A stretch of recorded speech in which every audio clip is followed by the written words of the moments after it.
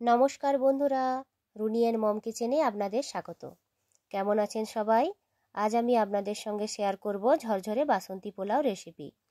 তো চলুন শুরু করা যাক। বাসন্তী পোলাও বানানোর জন্য যা যা ইনগ্রেডিয়েন্টস লাগবে ডেসক্রিপশন বক্সে দেওয়া থাকবে, আপনারা চেক করে নেবেন।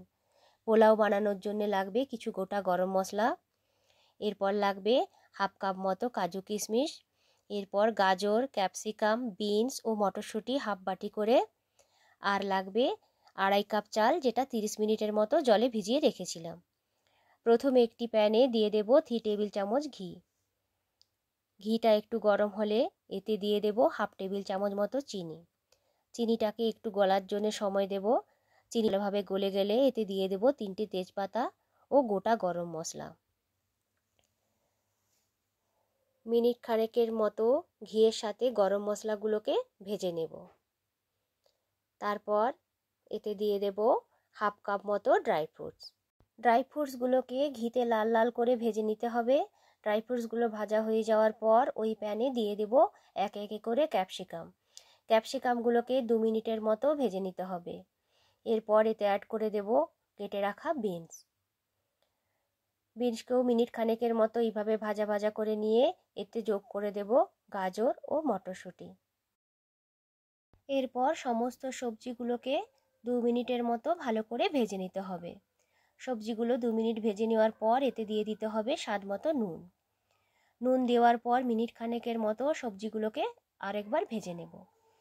এরপর এর সঙ্গে দিয়ে দেব 1 টেবিল স্পুন হলুদ, 1 টেবিল স্পুন লঙ্কা গুঁড়ো, 1 টেবিল স্পুন জিরে গুঁড়ো ও 1 টেবিল স্পুন ধনে গুঁড়ো। সবজিগুলোর সঙ্গে মশলা ভালোভাবে মিক্সড করে নেওয়ার পর একে ঢেকে রেখে দেব মিনিট খানেকের মতো।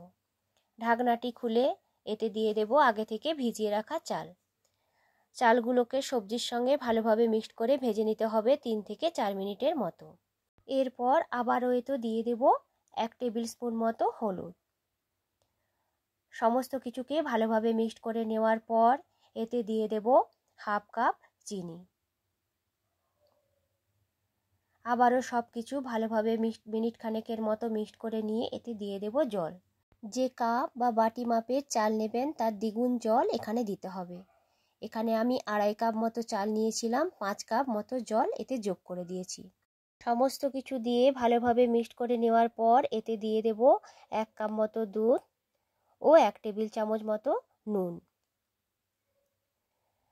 আবারও সব কিছুকে ভালোভাবে মিক্সড করে নেওয়ার পর ঢেকে রেখে দেব 10 মিনিটের মতো। 10 মিনিট পর আবারও একবার ভালো করে মিক্সড করে নিয়ে এটিকে ঢেকে রেখে দিতে হবে 20 থেকে 30 মিনিটের মতো।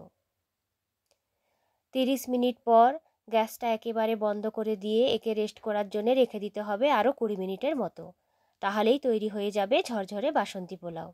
এই বাসন্তী পোলাও আপনারা চিকেন কিংবা পনির মশলার সঙ্গে সার্ভ করতে পারেন। আজকের রেসিপিটা যদি আপনাদের ভালো লেগে থাকে তাহলে অবশ্যই একবার বানিয়ে নেবেন। তো বন্ধুরা, কেমন হয়েছে আজকের রেসিপিটা অবশ্যই কমেন্ট করে জানাবেন। এই ধরনের নতুন নতুন রেসিপি দেখতে চাইলে আমার চ্যানেলটিকে অবশ্যই সাবস্ক্রাইব করবেন। লাইক, কমেন্ট এবং শেয়ার করতে ভুলবেন না। ভালো থাকবেন, সুস্থ থাকবেন সবাই। আবারও হাজির হব নতুন কোনো রেসিপি নিয়ে। আজকের মতো টাটা।